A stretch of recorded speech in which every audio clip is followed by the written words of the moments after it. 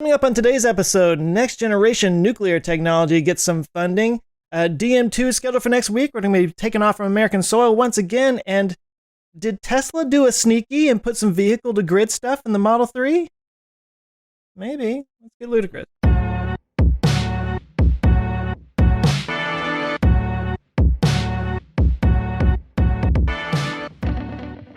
Hey everybody, welcome to Our Ludicrous Future. This is the podcast where we talk about all the cool future stuff that's happening right now that's going to make tomorrow delicious. I'm Joe Scott with the Answers with Joe YouTube channel. With me is Tim Dodd. Hey, how's it going? It's me, Tim Dodd, the everyday astronaut from the stuff. And we also have Ben Solon. What's up, guys? It's Ben Sullins, and it is a beautiful day here in sunny San Diego. We are getting back to normal, folks. Things are happening. Things are moving along, and everyone is cheerful. So, hopefully, you guys are cheerful as well because you are listening to us live. What is up, Discord? You guys are hearing and seeing us. Thank you for joining us. Who do we have with us here today? Be messing with you. I like that name. Looks like we got everybody here, really. Trevor's back. Yeah, Musty Pants. Tian. Thanks for joining us, guys. Musty Pants. Yeah. What's in a mojito? Too many ingredients. I'll tell you right now, I'm a cocktail geek, and mojitos suck. Don't ever order one. I'm going to fight. There's a mojito bar down the street from me, like a bar that sells nothing but like different types of mojitos. I've been there once.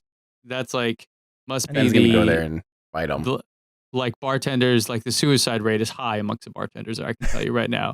The amount of ingredients and muddling and stuff is just, it drives you nuts. I don't know for sure, but I can go in and ask and just kind of be like, how many of your bartenders have killed themselves from working here? Just start passing out like BetterHelp.com stuff, whatever. Just don't let Ben go because Ben will end up getting in a fight with everyone. Like, I hate mojitos. I had a muddle once, and guns will come out. Well, mojitos are definitely in the category of the things like almost like Brussels sprouts. Like you enjoy someone else making them for you because making them yourself really sucks. Like I'm happy to have one as long as someone else makes it. Fair enough. It's refreshing though on a nice hot day. Mm-hmm. Speaking of hot days, I feel like what are we doing? Speaking of hot days, so we are literally just about less than a week away from humans getting on top of a Falcon 9 rocket to go to space for the first time since the space shuttle. And I wanted to give you guys a rundown on what we can expect coming up here on May 27th. And I have the exact mission timeline here for you guys that we're going to go through. Is that next Wednesday? Yeah, Wednesday, May 27th. One caveat, you mean from U.S. soil?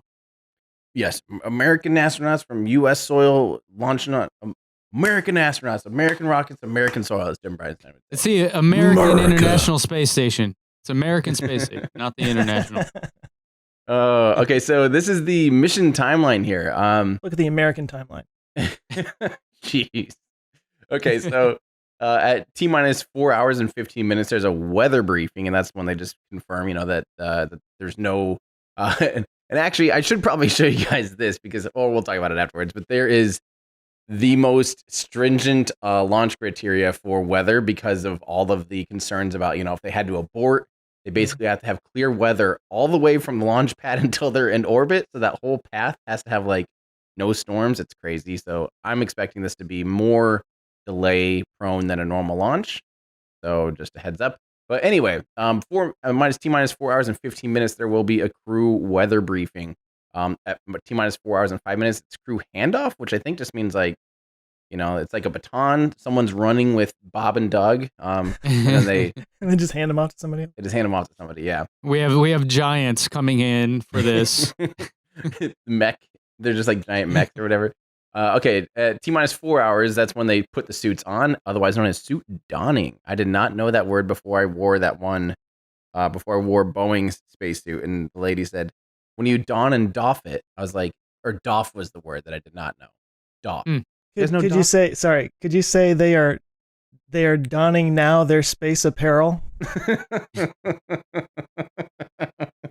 Can we just sit with that and how brilliant that was for just a second? I'm going to, during my live stream for this, I will definitely just continually say that. They are I said to bathe in dawning that. now their space apparel. Okay. So then they walk out at T-minus 3 hours and 22 minutes. So they have, what is that, 38 minutes to get their clothes on and walk out the door. That's a lot less time than a lot of people I know. And so they're going to walk out from the Neil Armstrong Operations and Checkout Building. T-minus 3 hours 15 minutes. They get put into those Model X's that we've shown you guys pictures of in the past. It takes them about 20 minutes. Or wait, no, 7 minutes to go from the building to Launch Complex 39A, where they will take off at 3. They get there at T-minus 3 hours and 15 minutes. Or wait, no, minus 2 hours and 55 minutes. It does take 20 minutes to get from the Neil Armstrong Operations Building to Launch Complex 39. They must be going slow. They're in creep mode the whole time. They're just summoning it. Actually, there's not going to be a driver. They're just going to hit the button. They're actually walking outside of it, like just in front of it, just letting it follow them. Fun fact, if you have the Come To Me feature, the Smart Summon, and you just run in front of your car, it will follow you wherever you go. Well, that's definitely what they're doing, I'm sure. That's what I would do. Yeah. That's why it's taking 20 minutes. They're actually only going about 200 meters. Yeah. Okay. Then, so they arrive at the pad at basically T-minus 2 hours and 55 minutes. At T-minus 2 hours and 35 minutes. So after 20 minutes, they will actually get inside of the Dragon capsule. Must be a very slow elevator. 15 minutes later, they do a communications check. They then verify ready for seat rotation, because the Dragon capsule seats, they kind of start like a normal seat almost. You walk into the space capsule, you sit down pretty normal, and then the seats actually lift up and move into position, bringing the astronauts more into like a vertical, or where they're horizontal, sorry. Right. Where they're kind of like laying on their back, and the screens are really close to them then, and that is the launch configuration. And then they do a suit leak check at T-minus 2 hours and 14 minutes. At T-minus 1 hour and 55 minutes, they close the hatch. So that's exciting. I mean, it's just even talking about this, I'm starting to kind of feel like so they're gonna be sitting there in the enclosed capsule for 2 hours before it actually takes off. Correct. But I honestly think that'd go by pretty quick. I'm sure they have a lot of. I don't see a piss break in there anywhere. I think. Are they I think somewhere that's actually scheduled. Well, I think they do have the high absorbency, whatever. Maximum absorbency garment. Exactly. Yep. That's exactly what they're doing. And I'm sure, they have those big screens, so maybe they'll just have Netflix up or something, on one of them. Some everyday astronaut videos or something. Yeah. Well, as long as you're in park, I think it's okay to use the media player. Okay, so then that's the last thing really on the checklist until T-minus 45 minutes, and that's when the SpaceX launch director will verify their go for propellant load. And so once they go, and that will be something, that they actually do the go, no go poll and all that stuff. And then at T-minus 42 minutes, the crew access arm will retract. Can I ask you something real quick? Of course. So this is going to be the first time they've ever launched a crewed mission where they do the load and go, right? Don't they usually already have it loaded with fuel before they get up there? No, normally yes, but I'm trying to. People were telling me that, because I did mention that, in a video. I'm like, this is the first time humans will hear propellant flowing, through the vehicle. And then someone pointed me to some of the old Redstone videos, and some of the quotes from, like, I think Gus Grissom and I think John Young or someone said, like, that they could hear all the pings and the pops as the fuel was loading. But I think, if I remember right, they still had the vehicle loaded up and they were just doing top off, once they're in it.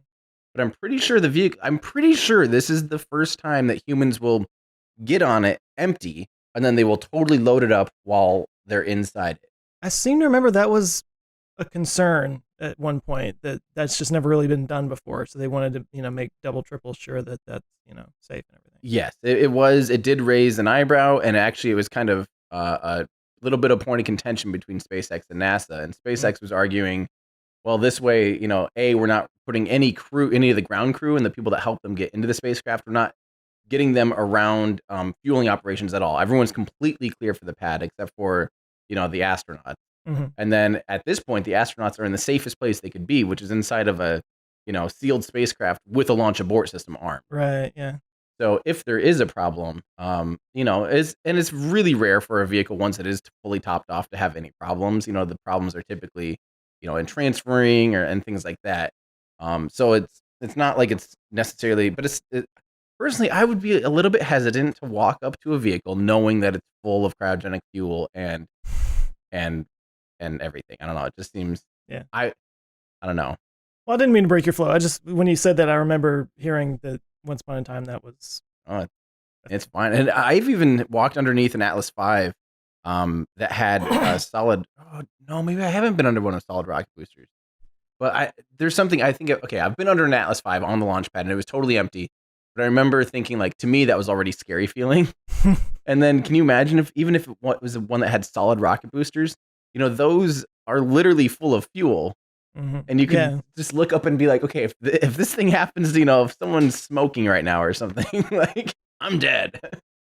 Oh, yeah, exactly. No, thank you.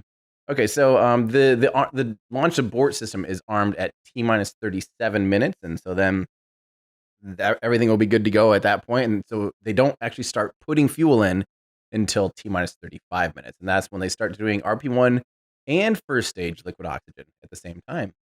And then at T-minus 16 minutes, they start pushing liquid oxygen into the second stage. T-minus 7 minutes, Falcon 9 begins engine chill. That's where they start to flow fuel through the engine and chill it down, ready before it's ready for firing. T-minus 5 minutes, Dragon transitions to internal power. T-minus 1 minute, the command flight computer to begin final pre-launch checks. And also at T-minus 1, propellant tank pressurization to flight pressure begins. So at that point, it's totally pressing up. We'll put the tanks under about 3 bar pressure and ready to go. At T-minus 45 minutes or 45 seconds, the SpaceX launch director verifies go for launch. The engine controller commands engine ignition at T-minus 3 seconds. And of course, T-minus 0 is liftoff. So we all crap our pants. Yes. I mean, this is some exciting stuff. And then the next part, of course, is pretty much a normal Falcon 9. We've already seen this happen with Demo 1, which is over a year ago. This is pretty much a very similar series of events compared to like the commercial resupply missions or almost any Falcon 9 mission, really. So max Q is right about a minute into flight. 2 minutes 33 seconds is main engine cutoff. 2 minutes 36 seconds is second stage separation. 2 minutes 44 seconds second stage ignition. And that burns until 7 minutes and 15 seconds. That burns until 8 minutes and 47 seconds. Then the first stage will land downrange on the drone ship at T plus 9 minutes and 22 seconds.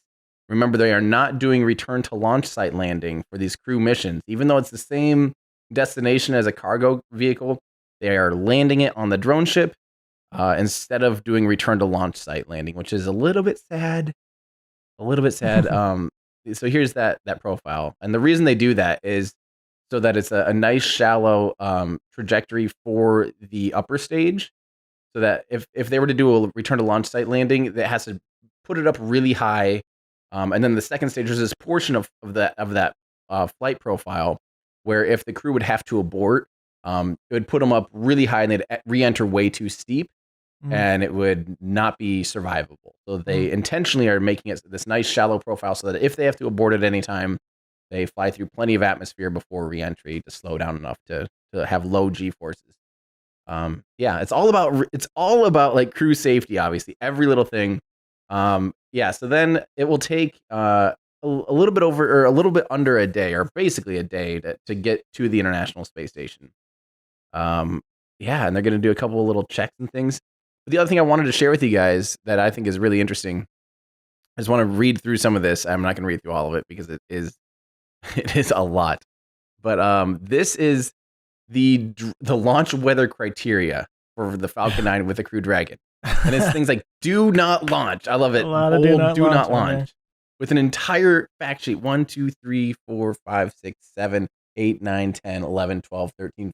Basically like 14 things of like do not launch within 3 nautical miles of a thunder debris cloud unless specific time, like all these different things. So, like I said, one of the hard things about this is that they can't really all the way from launch the entire profile, like all the way up to Nova Scotia, basically from Florida to Nova Scotia, all the way along the East Coast. they have to have clear weather, because if they were to have to abort, the crew needs to be able to be, evacuated safely by boats and stuff like that. So they have to have clear enough weather that for all those considerations. So I'm nervous that, this could be a type of thing where I'm stuck down in Florida for like 2 weeks waiting for a launch or something. Are you going? Have you decided? I am going. Yeah, I am going. Awesome. Oh, yeah? And when they do that, because this is something I've always wondered, is if you don't know where the abort's going to be, ideally you don't have one, but you want people to get to them quickly. So you kind of need people all up and down the coast, even into Canada, potentially on call. Like, what do you do? Work with the Coast Guard, work with the military? Because SpaceX or whomever can't be like, cool, let's just, buy 500 planes or whatever. Right. No, that's exactly right. They actually have stations and all the way up the coast, I believe, along the trajectory. It's something with within like 2 hours. They have to be able to get to the crew within 2 hours or something like that. I don't remember the exact criteria, but I think it's Coast Guard and specifically trained personnel are ready to be able to get to the crew within a certain amount of time, 2 or 4 hours. Maybe some divers, man, those rescue divers. I have a couple friends here in San Diego that are in the Coast Guard, and that's what they did. Those divers are no joke when it comes to their job. They're as trained and as physically and mentally capable as any kind of special forces guy, like a Navy SEAL or whomever. And their job is just to jump out of a helicopter in scuba gear, or not scuba gear, but like their kind of dive suits, grab you and keep you alive. It's amazing what they can do. Yeah. Ugh. I'm glad that's not my job. That would terrify me so much. But yeah, so there's still the request from NASA and the administrator, if you are not, part of this mission, like working, if you're general public thinking to come down and watch, please do not do that. Still at the risk of spreading the virus and things like that. The idea of 500,000 people flock Florida right now from all over the United States, it just could spell disaster for the area, spell disaster for NASA personnel and employees, the whole Space Coast, and even potentially astronauts. Think about the idea that there's a chance that if you go because you just had to see this launch, and you happen to get sick along the way, through you and your transmission personal responsibility, you could end up getting an astronaut sick enough to not be able to go, on the next mission or something. Like, that is a real possibility. So please, just personal heating, like, have some personal responsibility and do not go. I have really had a hard time debating whether or not I will go, but as one of less than 100 media personnel given permission to come, as part of my job, I will be attending with great safety. Before the virus hit at the beginning of the year, I was kind of expecting I would go to this if I could. But even then, I was like, I think I kind of want to watch it on YouTube. Like, I kind of want to see the stream because they're going to have cameras in the thing and there's actually going to be people in there. Like, that's going to be, that's probably a better experience to me anyway. And honestly, as far as launches go, this will be a relatively boring launch, to be honest. Like, it's an actual launch because it's not even a return to launch site booster landing. Like, you guys got to see Falcon Heavy. Like, if you want to go and experience a launch, a Falcon Heavy launch is way more visually stunning than this launch will be. Yeah. Obviously, this will have a really strong emotional connection to the fact that there's humans on top of it, right? I understand that, but like, as far as a launch experience goes, go see just a regular CRS mission. Go see CRS 21, where it's a return to launch site landing. Go watch a Falcon Heavy mission where it's double return to launch site landings. Like, that'll be a lot more fun experience, honestly. That was the coolest thing. That's where, I forget who I was talking to the other day, but I'm like, I think I've peaked on my rocket launch viewing already. Like, the first one, it's like, it's going to be a while before there's one that beats that. So yeah, that was the first one I ever saw too. And I think you're right. And we we're on the 7th floor of the freaking exploration tower, as close as you could humanly be. Right. Like, host with this party with all these fun things. Like, it was just like, it's not going to get better than this. It's just how it is. It's just not. That's it. You got spoiled. Although I do have to say, if Starship, the first return to launch site landing of Starship, right, where it's like, that's going to be what I'm trying to think about that. Couple years, right? It'd be. I think we'll see a return to launch site landing of a Starship Super Heavy booster by the end. I personally think it'll go orbital or attempt to go orbital by the end of 2021. Gotcha, That's my the end of next year. by the end of next year. Okay. I'd be shocked if they get a full stack ready this year. I mean, I would be absolutely shocked. Weren't they predicting that at one point? And I was kind of like, next year I could see that. I don't know. Elon even said they wanted to go orbital, I think, at the end of last year with it, I think. Elon time. They could still do it. So speaking of Starship, SpaceX made a little bit more progress with their serial number 4. Serial number 4 has kind of gone through the ringer, which is exciting that we're actually seeing one. What's that called? Yeah, aren't the other starships kind of stacking up behind it, kind of waiting for their turn? Yeah, they are. At this point, for once, we're finally seeing one get tested over and over and not totally blow up.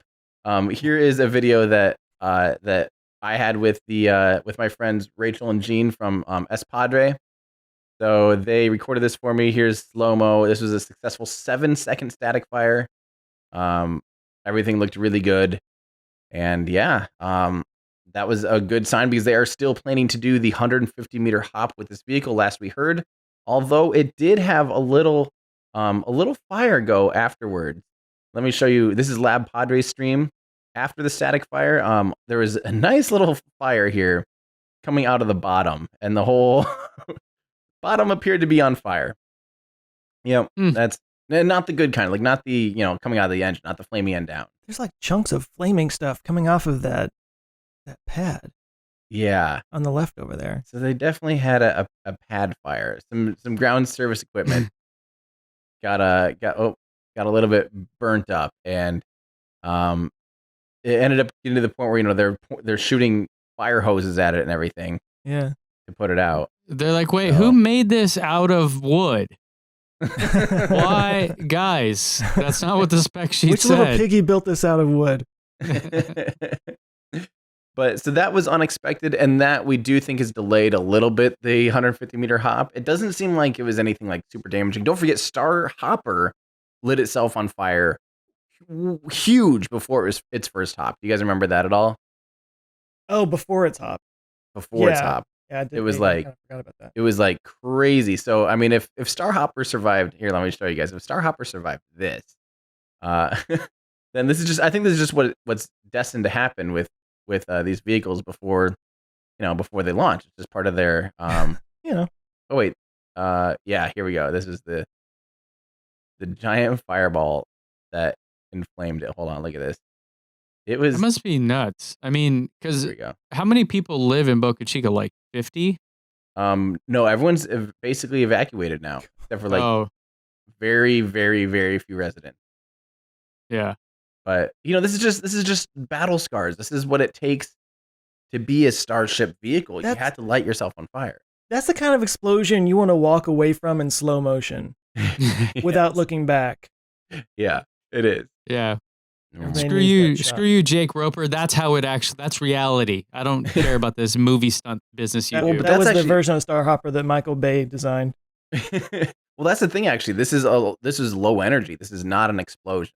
This is a fire, kind of. Just a fire. Yeah, that's why you didn't hear it even. Like, it was a super quiet event. An explosion is the type of thing that'll kill you. Like a big fireball like this will burn you, but an explosion would kill you or destroy the vehicle. And obviously the same thing with Starship. So my concern, I was thinking about Star Hopper when I saw this fire at the end of this test, because when Star Hopper did its actual hop, something happened at the end. I know you know this better than I do, but like the engine started blowing differently, and it kind of blew out the engine, didn't it? Yeah. So that was my concern, because I know that the Raptor is a whole new the full flow stage combustion. Did I say that right? Mm-hmm. Yeah, look at me. Yeah, but it's a whole new thing, and they're still kind of getting their feet wet on it. And my concern when I saw that fire on SN4 was, oh crap, do we have a Raptor problem? Because it's catching things on fire. But you were saying it's not that it caught something else that was not. Didn't have anything to do with the Raptor. From what we know, that was like a ground service equipment, like the fueling pipes, like connecting to the rocket to fill it up. Yeah. Something burst or broke or something there, and it's just not as bad of a deal as something going wrong with the Raptor that we know of. I mean, we obviously don't have cameras pointed up like SpaceX does. SpaceX obviously knows exactly what happened. Yeah. But we are seeing a little delay. We are hoping to see the launch 150-meter hop happen like today, and that all has been called off. Today being Thursday for those of you listening. Yeah, so who knows? The Raptor is definitely still. I think they've officially tamed it. They've got a lot of progress done. They've made. I think the one that launched Starhopper was serial number 6, maybe serial number 8. Yeah. I don't quite remember. Well, they've been testing it at McGregor for years. So I mean, I'm sure that. I'm worrying over nothing. Well, I mean, no, you're right to you're right to do that, because I mean, honestly, before Starhopper, they had only made like serial number 1, 2, and 3 were kind of the ones they were working on at the end of 2018, right? That was when they first were really, here's like our production version of Raptor. We're going to start firing up. Serial number 6 is what flew on Starhopper, at least for the first one. I don't remember if they ended up going with serial number 8 or whatever. But here's the crazy thing is now they're at like probably around serial number 30. Yeah. They've experienced just in the past year, they've built, 1 or 2 or basically 2 a month. Wow. And they've really been experiencing a lot more. They're firing these things basically daily out at McGregor, right, gaining a ton more experience in the last year than they had at this point last year. So, yeah. Cool. So hopefully it's like tamed now. Hopefully they know how to actually run this engine. And once they totally do get this engine figured out, it in theory, even though it's a really complicated system, it puts less stress on the internals of the engine in order to make the same amount of power. Like if this is making the same amount of power as a closed cycle engine or an open cycle engine, everything runs actually cooler, even though it's under higher pressures because of the way the whole thing works. Yeah. It's all up here. I still don't. That's the type of thing I don't quite understand. It's insane when people tell me like, yeah, it actually like it's easier on the engine. I'm like, how? It's like 300 bar pressure. It's like the highest internal pressure of anything. I just see it constantly, But they're like, well, actually, it's a little not as simple. It's like I don't get it. Help me. Well, speaking of experimental power engine technologies, ooh, sure. Yeah. So this is exciting to me. Not that Raptor engines aren't exciting, of course that's exciting. Yeah. But the Department of Energy is investing in some next generation nuclear technologies. Yes. As I scroll up to the top of this thing that I didn't have up. So this is in Popular Mechanics. This says means tinier, better reactors in the near future. So the Department of Energy, the DOE, and their Office of Nuclear Energy, the ONE, is launching a project called the Advanced Reactor Demonstration Program, or the ARDP. So the DOE, the ONE at the DOE has started the ARDP. Are we all good on that? Okay. Yep. Derp. Yeah. So the reason why I'm excited about this, and I've definitely got a video in the works eventually about next-gen nuclear technology. If we're going to be talking about creating green energy, nuclear has to be part of that. And it's gotten a bad rap for multiple reasons. We've all seen Chernobyl. But the most of the reactors that are out there right now are working on like 60s and 70s technology. It's so far behind. And that's all like generation 1 and generation 2 reactors. So it says right here, Gen 1 reactors were developed in the 50s and 60s. Gen 2 were typified by the present US and French fleet. So yeah, we're on Gen 2 right now. And they're going to be working on generation 3 and 4. And what these basically mean, and this is what I find interesting. So it says, the technical difference may be arbitrary, but the advanced reactors are often safer, smaller in overall form factor, and more standardized in order to be easier to install and scale. So believe it or not, right now, nuclear reactors are just kind of a one-off thing. Like there's no like standardized nuclear reactor that not anybody, but it can just be set up somewhere and be more easily regulated. I saw one at IKEA last time. There was just, but basically it was so hard to put together. Everyone, It was React with an umlaut over the A and a K instead of a C. Yeah. Mm-hmm. But yeah, so you're right, so because they aren't standardized, it's more difficult to regulate them and make sure that they're safe and more easy to install and everything. So that's what they're trying to do here. So they're investing okay, here's what gets me. The $230 million program will give $160 million to scientists working on 2 reactor designs that can be operational in the very near future. What's going to happen to that extra $70 million? Overhead. I don't know. Advertising. Management, overhead. I don't know. Cost plus contract. I guess. Oh man. Yeah. No, but this that's a is whole other thing. fantastic news though, and it seems like the idea is basically to make like a really common reactor, and if you need more power, you use multiple reactors. It's like, here you go. Here's 10 of these for your grid. It's modular. Yeah. Which, So this is the one that's on screen right now. Sorry to the people who are just listening, but it's from a company called NewScale. It says it's kept cool by circulating normal fresh water, which is normal, in a much larger. Inside the huge the NewScale reactor uses gravity and buoyancy to naturally circulate the cooling water. So it's got sort of more of a natural process to it, I guess, or it's like a passive. Yeah. But I'm excited about this. I have actually been I've teased a new next generation nuclear video for a while, and I actually have had a couple of people reach out to me from Terra Power and from the National Institute of Energy, National Institute, NIE. Anyway, yeah, I've had some people reach out to help me out with that, which is really cool. But enough about me. Terra Power sounds super interesting. That's the Bill Gates company, right? Yeah, that's Bill Gates. That's the traveling wave reactor. Yeah. And the cool thing about it is that it's using nuclear waste for its energy source, right? So instead of having to get new plutonium or whatever. I think they're doing that. I want to be sure. I don't want to misstate. But there are some technologies out there that are doing exactly that. And that's another one of those things is, the big concern about nuclear energy is you have this nuclear waste that you can't do anything with and you got to store it for thousands of years. But with these next generation technologies, you can actually use that. Yeah. So there's actually fuel for that that exists. So cool. That's really cool. I definitely think after I talked to Tom Mueller, the head of VP of propulsion at SpaceX. He's the guy that like invented the Merlin engine, basically. Sweet. And now he's working a lot on in situ resource utilization. And he's a huge proponent of nuclear. He's like, why we're not just, using nuclear for Mars and everything and using it to, be able to live sustainably here on Earth. He's like super on board. And I just asking him a bunch of questions about it. I'm like, oh, that does make total sense. Yeah. Yeah, it's unfortunate that nuclear has gotten the rap that it has.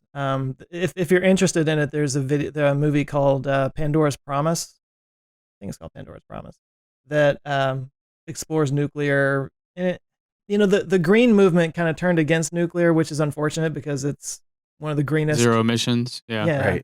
If we're going to be creating that. Right. So anyway, that's exciting to me that when I saw that. Tim, you actually shared that. I'll give Tim. You need like the SpaceX version of this, right? Because even today, well, until next week, the rockets that humans are going up to the ISS on are also from the 50s and 60s, if I'm not too off on that. Like the Soyuz.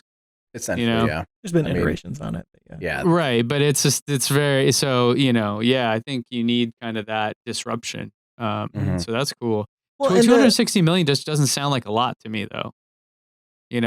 That's like how much the city of San Diego put up for small businesses for the COVID relief. It's like, right. Oh yeah, it's gonna save the entire planet. How much do we need? I don't know. Like something that wouldn't even bother Elon Musk's bank account. Like I think we could maybe up that. Hopefully, if he gets the job done. Well, yeah, I'm all for efficiency, use of capital, but it just doesn't sound like enough. So hopefully I'm wrong on that. Well, hopefully we'll see something come out of it. I mean, they've already got some projects in the works here. Just the part of it that got me, I mean, I already said that a second ago, was that it's not a standardized process right now, atomic energy. It's just... Well, that's where... Yeah, I think there's a lot of that. Like, in fact, back, I don't know if we talked about it on the show, but the whole Elon or Tesla leaving California thing, I was like, there's no way they're going to move the factory. There's zero chance. Like, all of that stuff was custom built for that specific place. You can't just like pick it up and drop it somewhere else because there's like all kinds of stuff like underground that has to be done in order to handle like the stamping machine is 3 stories tall. I don't know if you guys have seen there, but it's literally like a plain sheet of aluminum comes in, a 3-story building comes crashing down upon it, and out comes a door panel or something. It's not exactly like a plug and play system, you know. And you're like, could you imagine trying to ship that stuff to Texas? That would take months, if not a full year. It's not just something you can just like, oh, let me just move my house. Let me get some boxes and I'm gone. You know. Right. So I think there's a lot of things like that. Like I'm sure rockets are probably that way too. You probably couldn't just like move the SpaceX factory, you know. Right. Well, I guess before they could move anything from Fremont, they would have to have another factory set up, wouldn't they? They would, yeah. That's not the transition I'm looking for, though. I appreciate you, though. Can I jump in one more time with nuclear reactors, though? Don't forget, like for instance, Chernobyl, which of course I think everyone saw the show Chernobyl, but that was a pretty common reactor. Was the RBMK reactor? You know, it was kind of a standardized reactor between all these. You know, they had them all throughout the Soviet Union, basically, as like this cheap and simple system. But it's kind of been standardized in that sense, but never to the point of like really localized standardization that's just like, here, boop, boop, boop, boop, no big deal, you know. And it's time we just make a 21st century nuclear reactor. Do it. Well, I've got one better for you, and it comes to us from our friends in Fremont, California. And this is a bidirectional charging capability that apparently already exists in all of the 500,000 or so Tesla Model 3s in the world. So the deal is that this actually could overnight provide billions of dollars to the company and in value to the companies using it in creating a virtual power plant. Which I can go really deep on. I've been researching that for a few weeks here, but this is known as vehicle to grid charging. Also, I've heard people say vehicle to home. It's the same thing, honestly. But there was this guy, Marco Giaola, I don't know how to say that, who did a teardown of a Model 3 for a Tesla competitor, which I like how they say competitor. That's a fair word. And he said that reverse engineering the Model 3 charger, the design is fully bidirectional. And so the reason that matters, just real quick recap, say you have solar panels on your house. Those generate DC energy. Your home, unless you have some weird specialized thing, cannot use DC energy. You must have an inverter. The inverter converts that to AC energy. Then that's how you actually use solar power. This is also why if you don't have a battery backup or what's known as a gateway to do the switching, if the grid goes down, even though you have solar panels and they're generating energy, your home cannot use this energy because the inverter itself is grid tied.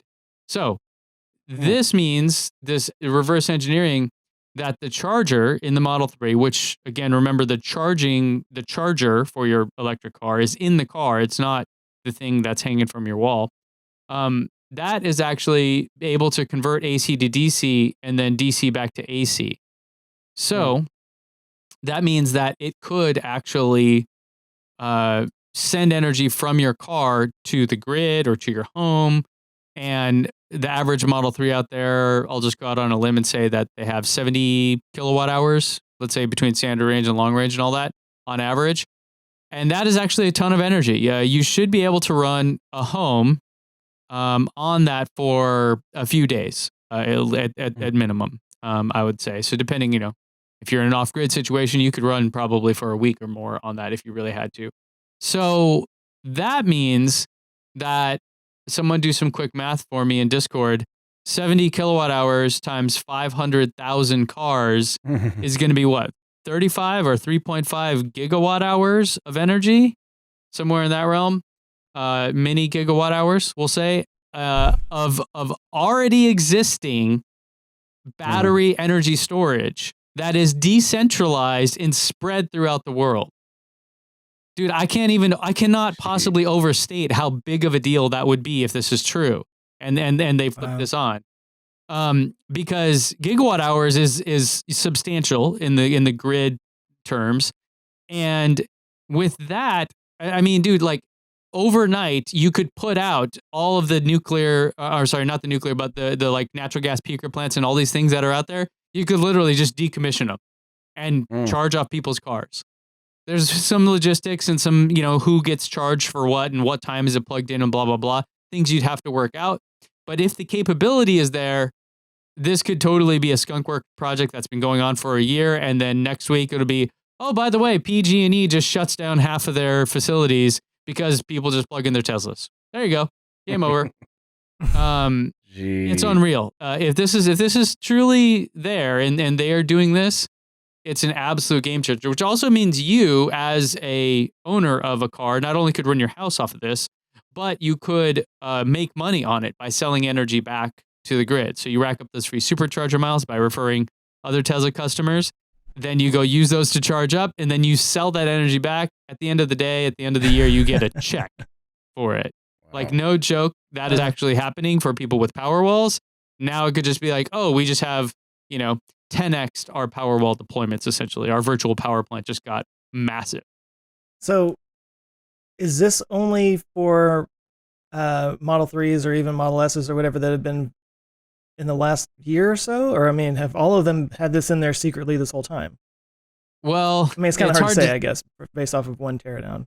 Yeah, I didn't see what he did in terms of what year the vehicle was. I'm trying to see. Right. Oh, in 2018? No. Sandy Monroe also tore down a Model 3 right and away. A Model Y. And a Model Y. Yeah. Yeah, I don't know. And then there's a guy that on Reddit, of course, which I'm not going to give a username. I'm not going to give credit. Just even mentioning Reddit pains me. But there was a guy who posted a video that said it was debunked because he had the PCB board and said it wasn't designed that way. His was from a 2018 model. So maybe they changed it. Who knows? But bottom line, if this is real, it's the ultimate masterstroke for Tesla, where oh yeah, we've been telling you we're an energy company forever. Remember, you didn't believe us with all these sexy cars we've been putting out, and here you go. Here's your sign. Because it would literally put natural gas peaker plants out of business. It would be for the energy companies, why would we ever need these? It's that game changing of a tech if they could do it. I've been thinking this whole time, I would love to go out and get a Powerwall or something, but I have one strapped to the bottom of my car, so wouldn't it be nice? You've got 9 strapped to the, or no, 5 strapped to the bottom of your car. Yeah, exactly. Yeah. Honestly, what is there? I know we've talked about this because the Nissan Leaf has done this forever, vehicle to grid, and I don't think they have. They enabled it, right? But I don't think it's available. Is it? I remember they made a stink of it a few years ago or whatever, but I just don't want to know why. Why isn't Tesla doing this? Why would it? Why don't they just come on? Okay. So there's some nuance here. Okay. So, and spoiler alert, I have a video coming out on virtual power plants because Tesla is doing this in multiple areas. If you want to go deeper on that, you can just Google Tesla Connected Solutions. That's their name of their virtual power plant technology. And the interesting bit is that Tesla is essentially becoming not a utility, right? So high level, how the grid works is you have people that make energy and then people that distribute energy, that get it to your house. In regulated states, those are the same people. They must be the same people.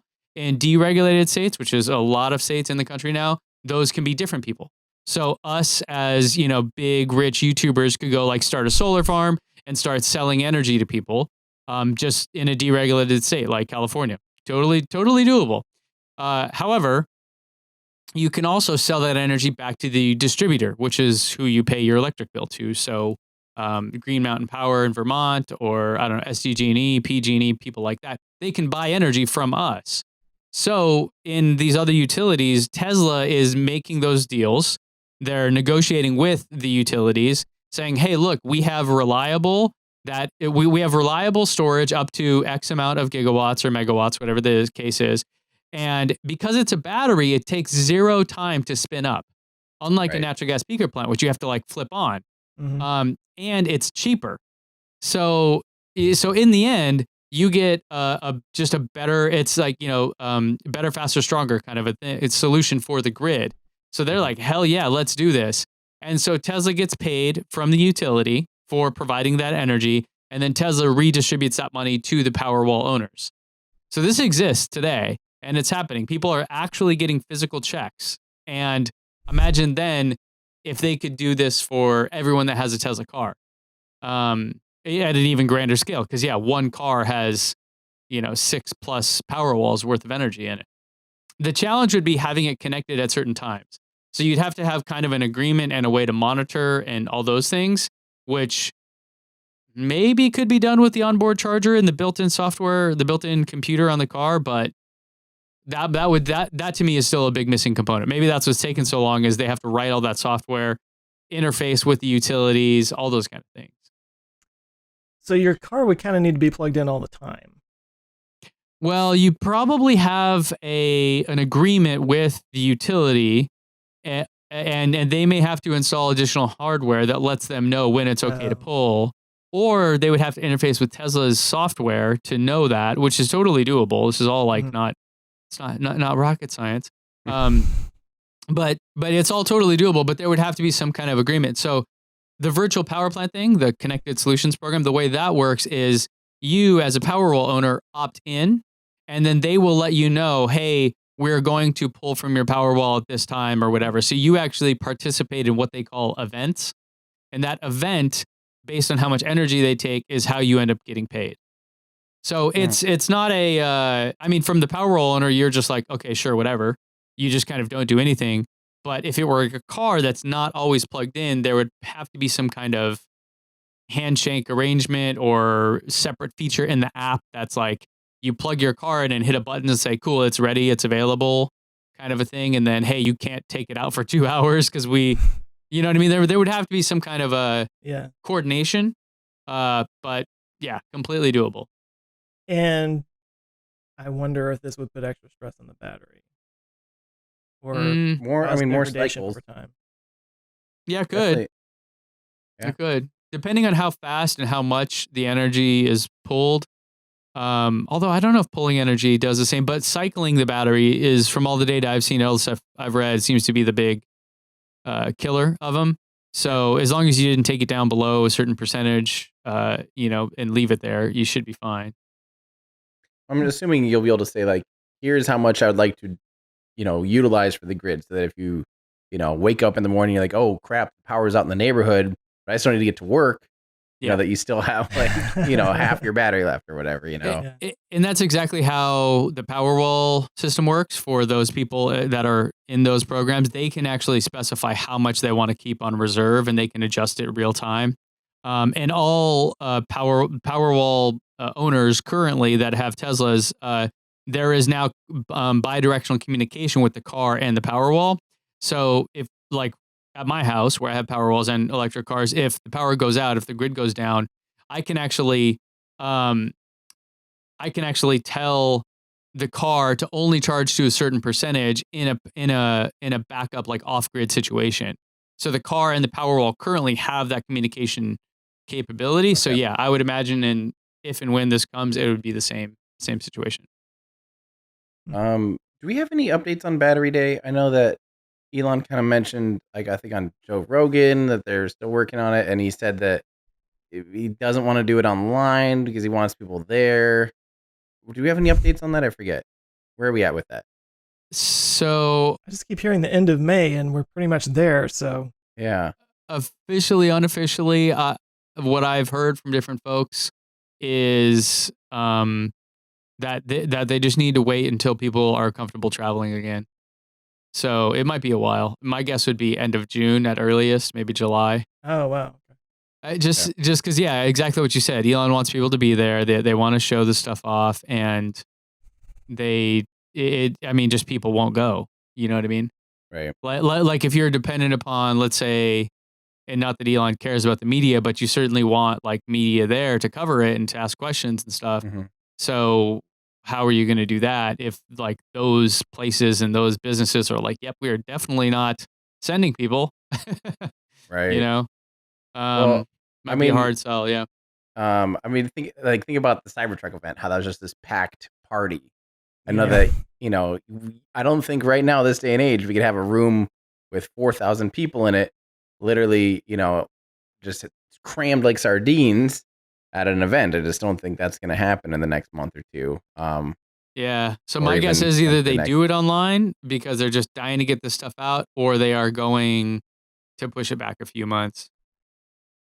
Yeah, I man. had a lot of content planned. I had a lot of videos I wanted to do around Battery Day. Obviously, it's a big deal. And I've been seeing a lot of little media stories pop up, what to expect at Battery Day, blah, blah, blah. But I don't know, man. From what I understand, from the people I've talked to, it seems like it'll be a little while still.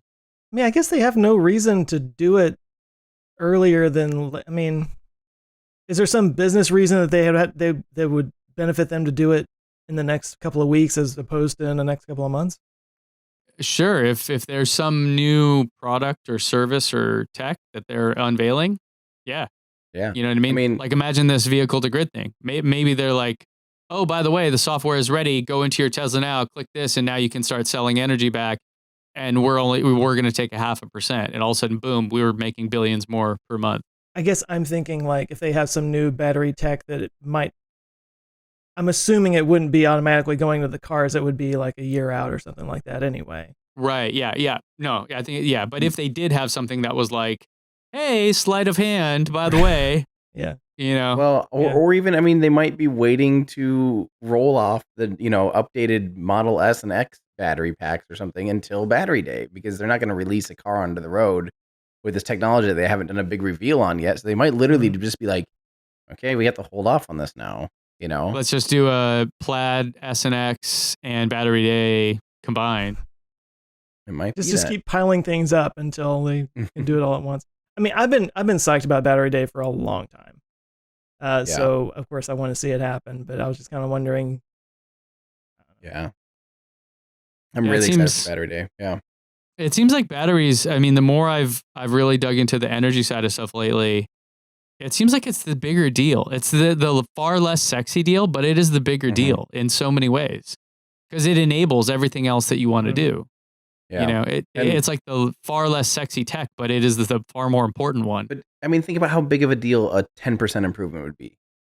Yeah. Imagine any other car making a 10% improvement on its either performance or fuel economy or whatever, whatever mark. If, a 10% improvement in batteries is like, that's very foreseeable future. Obviously, battery technology seems to do that about every, year or two anyway. And it sounds like from what Elon's been teasing up, it sounds like this is some kind of massive, and like we've talked about, potentially like 30% greater density type of stuff, be like a bigger than 10% improvement, where it's like, oh, whoa. Yeah. Yeah. Tesla could be going big with this, just like they could be going big in Texas. Did we not saw talk that one about this coming a yet? mile away? Because everything is bigger in Texas. Did we not talk about this yet? We didn't. I tried to tease it up earlier, but you rejected my tease. Sorry. Just like high school all over again. Mm-hmm. Wait, I thought this was last week news, though. No? Maybe. I don't know. Well, this is kind of Happened in the official. last week. Okay. This is kind of the official news. Yeah, this was last Friday. This news came out. Okay. So people that aren't watching my screen right now have no clue what we're talking about. Tesla's next factory, apparently, rumored, somewhat confirmed, I don't know, is going to be in Austin, Texas, which is Otherwise known near as Austin, Texas. Yes. Jeez. God. Our poor viewers. But also, so this is from Electrek, and they have a source familiar with the matter.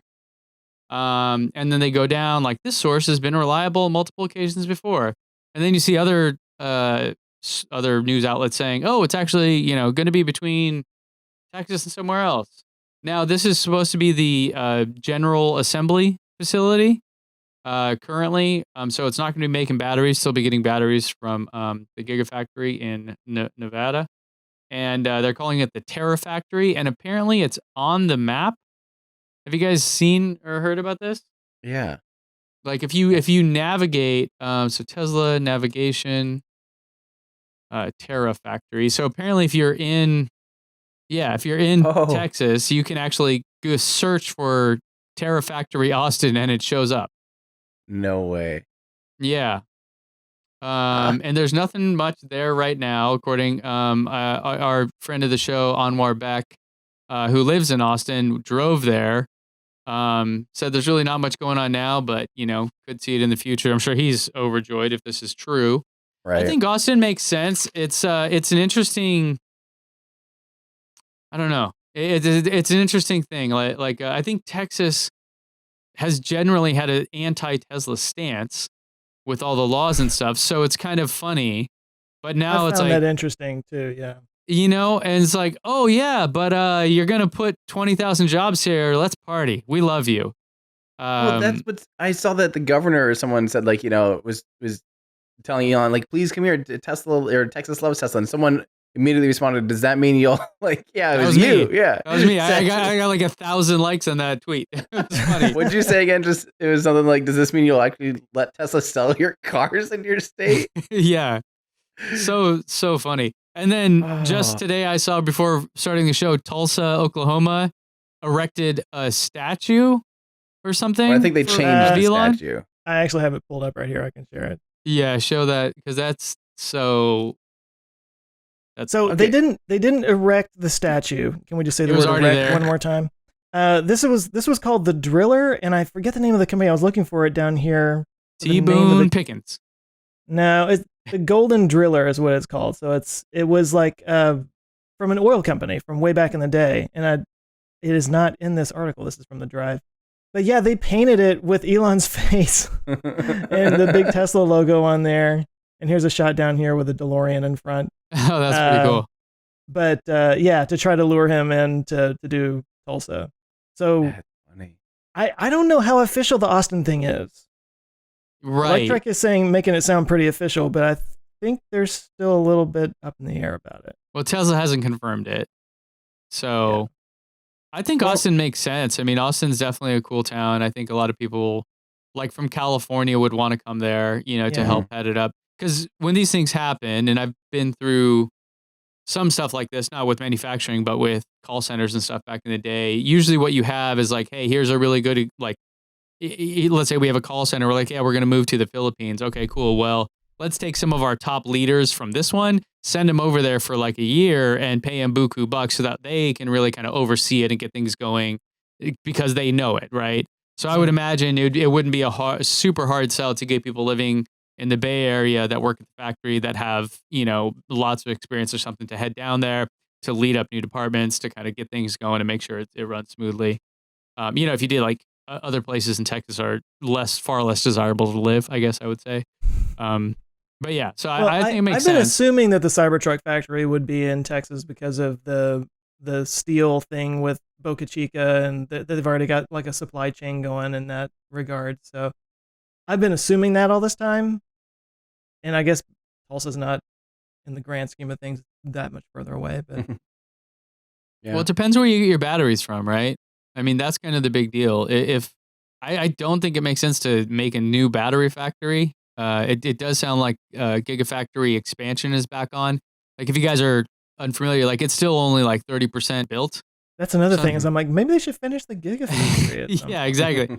And whenever they're asked about earnings calls, they're like, well, it's producing enough batteries for our cars. Like, we'll continue to build it out as demand, as it makes sense. Mm-hmm. So it sounds like it would just make sense for them to finish that and then just start shipping all the stuff. That's how I thought Colorado made more sense for a factory, because it's quite a bit closer. Although, depending on where, I guess there could be mountains and stuff you have to deal with. But they have to deal with that now with the Sierra Nevadas. I think between Reno, where the Gigafactory is, in San Francisco, I think that's the Sierra Nevada mountain range you have to go over. So it sucks. I mean, from a shipping standpoint. One of the things I don't understand, and I don't mean to, I hope we're not going to like capitalism in America, because here we go, we're gonna trigger Ben. But why is it like, okay, all these states all of a sudden are, when they start fighting for a company, like, hey, we'll give you tax breaks. Yeah.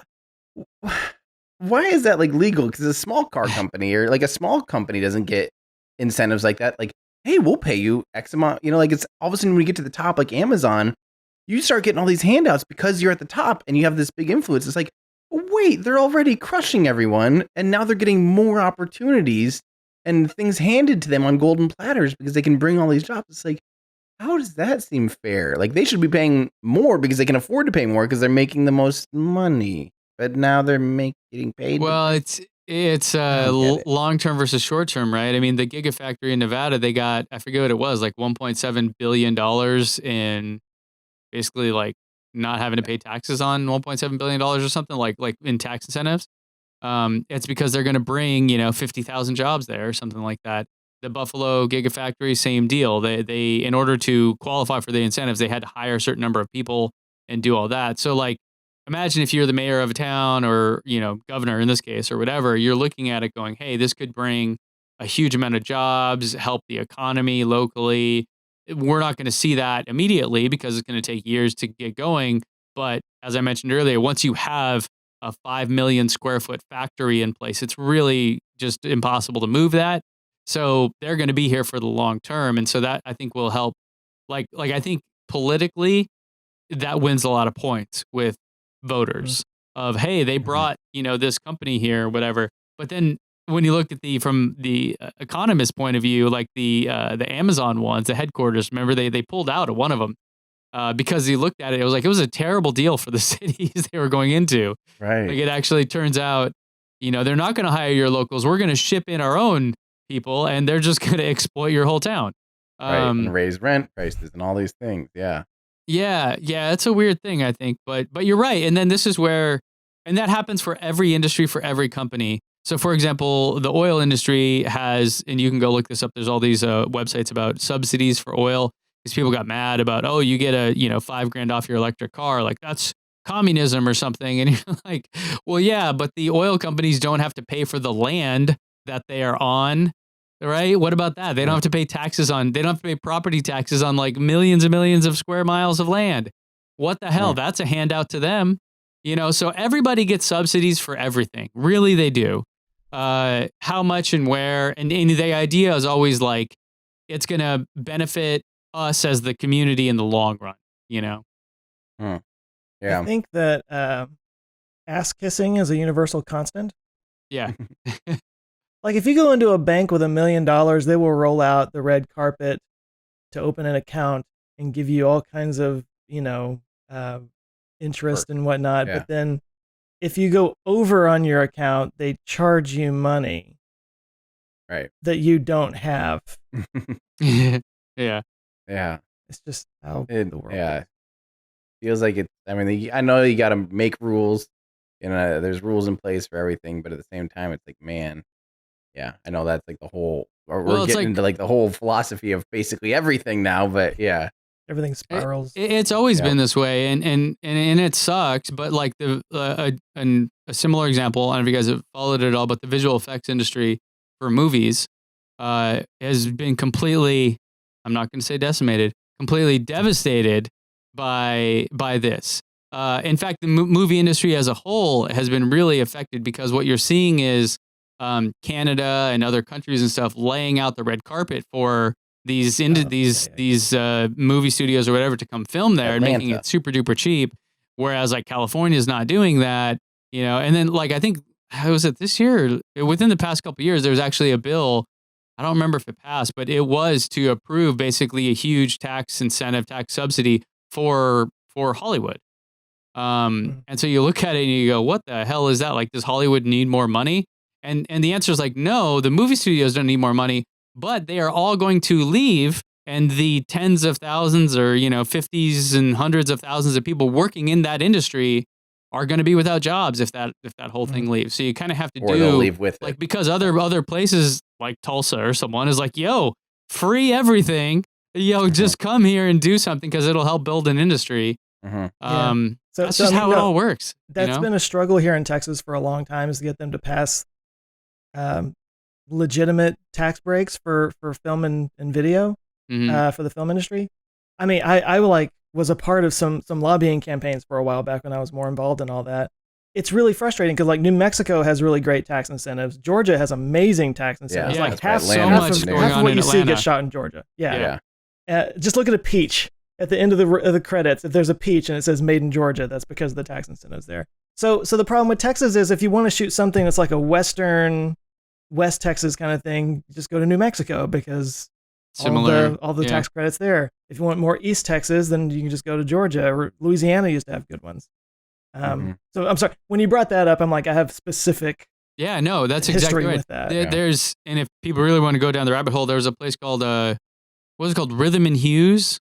I think it was like a very legendary kind of visual effects company. Oh yeah, Rhythm and Hues. Yeah. Yeah, and they went out of business because of this, and it's insane. I mean, it's just crazy. But yeah, I mean, going back to the point, like this is just how it's always been done: is subsidies and taxes. Back in the day, it was like the good old boys handshake deals. You know, you scratch my back, I'll scratch yours. But now it's just out in the open in terms of, you know, not no property taxes for certain. This is like, why is Houston the oil capital? Well, it's largely because of the tax structure that they have set up for the oil industry. Yeah. Money moves. Money creates incentives and actions, and you know. Yeah, in Discord, what's in the mojito is, I guess he's in Louisiana. He said Louisiana's pretty bad about the tax incentives for film. I remember when I was really getting into this for a while, and I was going to get a film funded, and I was trying to make that happen. I mean, you could literally get back half of your budget through the tax incentives in Louisiana by shooting there. Right. I mean, and that's a huge thing when you get into the budgeting of films and stuff. I mean, it's like that means you could literally increase your budget by a third, and if you properly allocate and you have your strategy down, you could actually make back that money in the distribution. I wonder if there's been any long-term studies on that kind of stuff. I mean, obviously, we know of things like sports teams and sports stadiums and what that brings and what it doesn't and all that.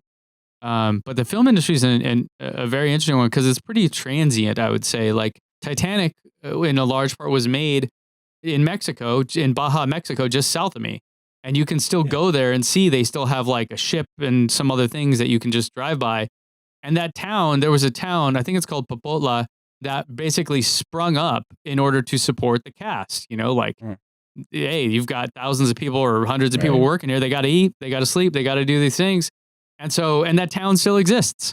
It's kind of a, literally you stop, park your car on the beach and they go catch a crab right there. And, it's a very small kind of little thing, but that really was nothing before. So I don't know. Is it good or bad? What's the long-term strategy? Who knows? There's a set in Georgia, I guess it's in Atlanta, that's just a sci-fi set. It's like a general sci-fi set for spaceships and stuff.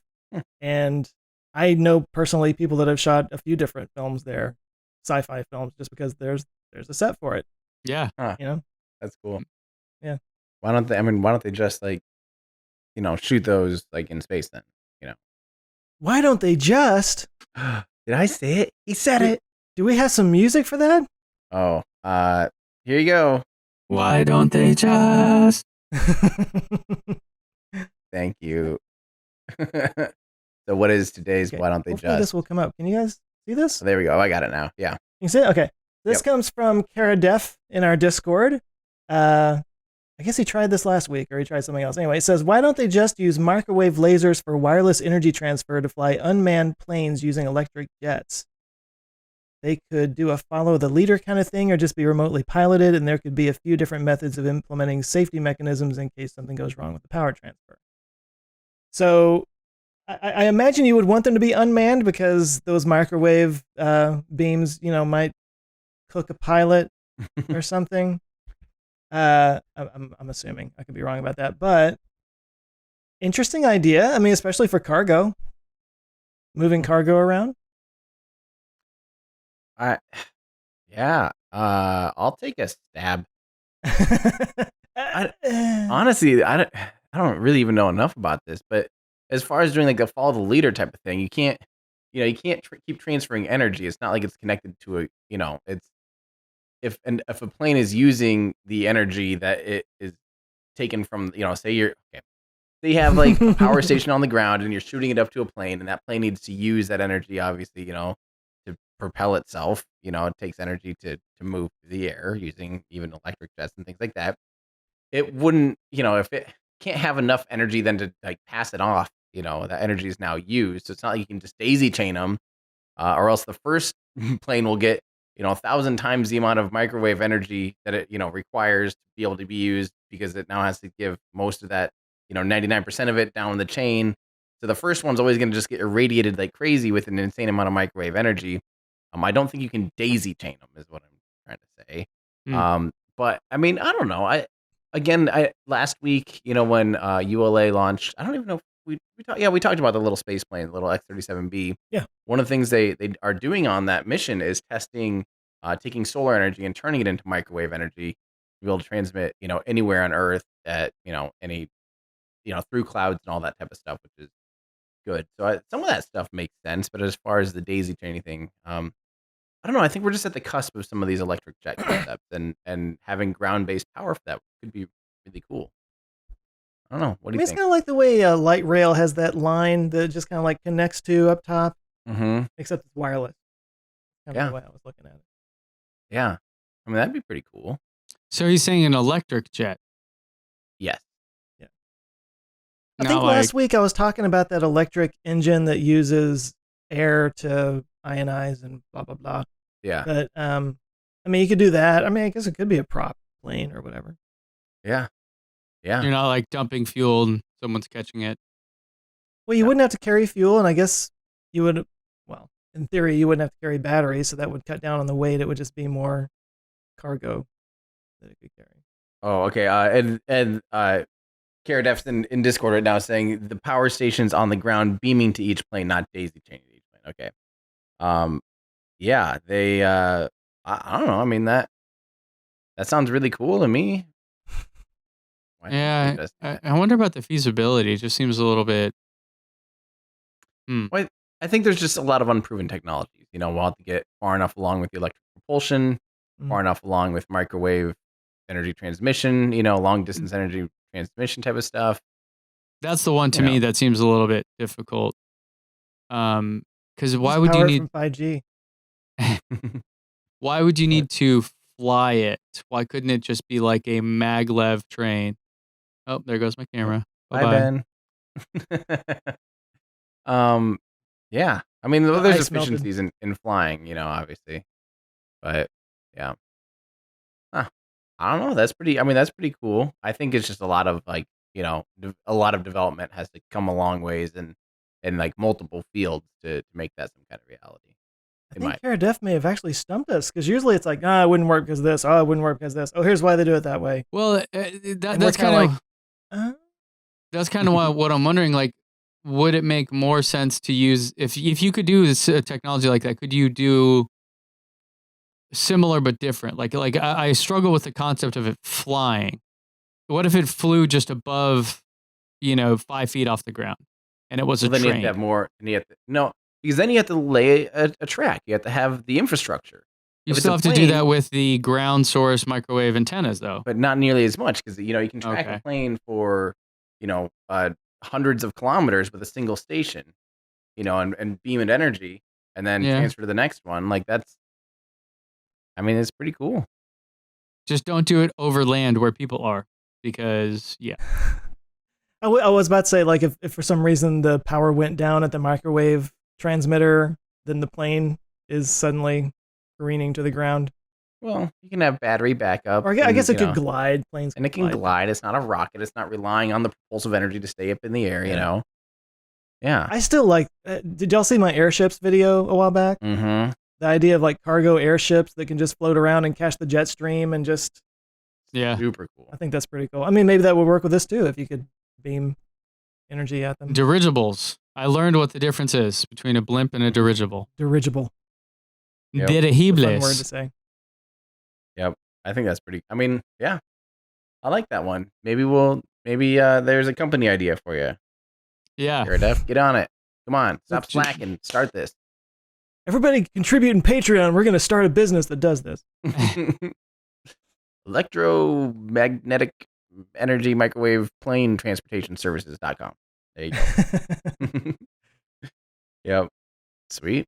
Anything else? I think we did it. I think. What do you guys got going on? We killed Ben's camera. There's not much further to go from there. Yep, that's fine. I'm just prepping really hard for DM2.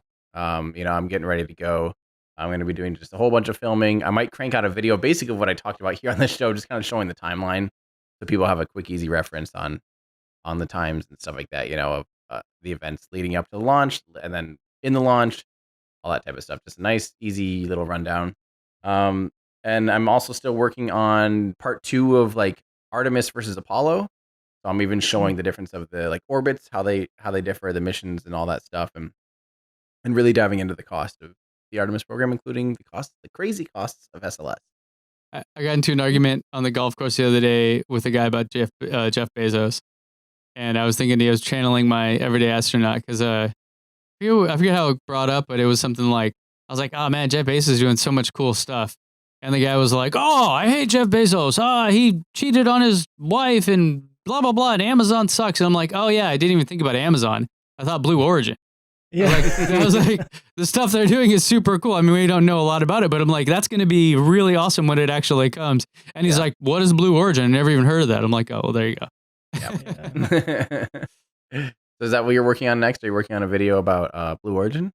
I'm working on, so since I've been kicked out of the Elon Musk fan club for raising my eyebrow at the tweets, I'm going into the Jeff Bezos fan club. And so that's going to be, a whole series. Amazonomics is going to be. No, it's virtual power plants. And also, I've been sitting on this. Saturday, we were getting our Tesla Model Y. So, nice. Hey, all right. We will be getting that. I'll be doing a delivery video. I'll be doing Zoe approves, it sounds like. I will be doing some range tests. Very curious about that. Yeah, going to be having some fun with the Model Y. So that's kind of what's coming up. How did you not lead with that? Wanted to savor it. I Why wondered if are you we guys... an hour and 30 minutes into this thing and we're just not hearing about it? Yeah, we had no way. I mean, come on. It's not like you revealed it in some grand magnificence either. Just like casually, I'm working on this video about microgrids, Model Y. We're getting on Saturday, no big deal. 2 episodes ago, you were all kvetching over the fact that you haven't gotten your thing yet, and everybody else was. Oh, it was hilarious. It was hilarious. So I posted that thing on Twitter. Did you guys get that? Or you guys don't have? Tim, you have a Model Y reservation, right? I do have a Model Y reservation. Did you get that email? That was like, it's just such. I was so furious. It's like, update on your Model Y delivery from Tesla. You're like, oh great, here it is. I just got that actually. Oh, go check out these videos. What? I just got that today actually. Wow. Yeah. So I got. I'm not gonna take delivery on mine for a little while, but yeah. Instagram, and then I got a text the next day. Hey, sorry about that email from corporate, but we have your Model Y. It's ready. Can we do a pickup this Saturday? So That's funny. Yeah. Well, congrats. That's cool. Thanks. It's going to be interesting. And later today, after this is done, I'm going to be shooting. I don't know if it'll be live before this is out live or what, but I'm going to talk about why I am not selling my Model X, and instead I'm selling my Model 3. Oh. Yeah, because that was my original plan. Things have changed. Dang. All right. What about you, Joe? Well, I had a video that came out today. I haven't done a Thursday video in a while, but it's about a possible murder mystery at the South Pole. That somebody may have been murdered at the South Pole station in the year 2000. Whoa, recent. Yeah. Murdered by another human? Yeah. Not by like a penguin or something? No. Just a polar bear ate someone. It's like this big mystery. Which polar one was bears? it? Polar bears are not in the South Pole, Tim. Come on. No, it's actually like, it's an interesting story that I'll talk about in my Monday video in a second, but it's an interesting story because there's only like 48 people at this station. They were wintering over there, so nobody could come or go. It was closed down, and this dude died, and they later did an autopsy, and it looked like he might have been poisoned, and nobody knows what happened exactly. It's really kind of interesting. And I've already gotten one comment from somebody who actually once worked at the South Pole station, and he had some insight into, well, he doesn't think that he was murdered. He thinks that he may have like consumed something that he shouldn't have consumed. But anyway, you can see that video. Monday's video, to coincide with the end of the school year, is I'm talking about the future of education. I'm basically looking at, well, because of COVID and you know, my wife's a teacher, so they had to move everything to online instead of going into the school. And so it's kind of like looking at how that's going to affect education going forward with more online stuff happening. And then there's also the idea of like AIs that could sort of customize curriculum for each person's learning style. And then going into the far future, what's the point of memorizing facts and figures when you're carrying the compendium of human knowledge in your pocket at all times? And then what's going to happen when, say, Neuralink or mind implants can merge with these things? Like, what does education look like then? Right. So it kind of explores all that. That's interesting. Yeah, I worked in online education for like 10 years or so, and we had lots of programs kind of getting to what you're talking about, the AI augmenting things. We had like an ebook reader thing that we would monitor how people were interacting with the content, if they liked the videos more or whatever. And then we would actually modify the books that they were consuming to kind of ideally optimize the learning. Yeah. So if they always skipped over certain sections, we'd monitor that, and then we would like replace those with different sections. And yeah. I also look a little bit at the history of education and the way that technology expanded the need for higher education, and then that spurred more innovation in technology. So there's like this cycle upwards kind of thing. Yeah. Awesome. Yeah. Cool. Exciting stuff. Well, with that, we will see you all in Florida. Our Florida future. Florida. Hey guys, thanks so much for watching and for listening. We really do appreciate it. We couldn't do it without. Yeah. If you want more of us, you can consider becoming a Patreon member where you can get early access to episodes. You can listen to us record live, join our awesome Discord community, or get your name in the show credits. So head over to olfpod.com/Patreon to learn more. Thanks, everyone. Thanks, everyone.